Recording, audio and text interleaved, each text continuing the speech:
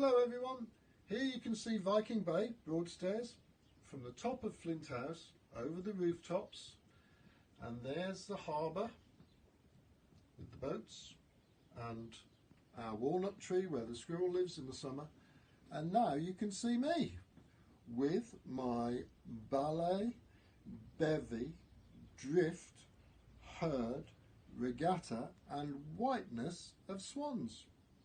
They look very simple on the surface because there's only essentially two colours, the blue and the white, and then I've added the orange beaks, yellow eyes and pink feet.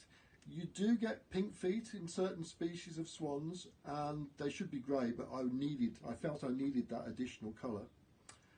And as usual, I've written an accompanying verse which goes like this: a whiteness of swans, Buick, Hooper, Mute and Tundra. How many swans can you name, I wonder? Leave them alone and they'll do you no harm.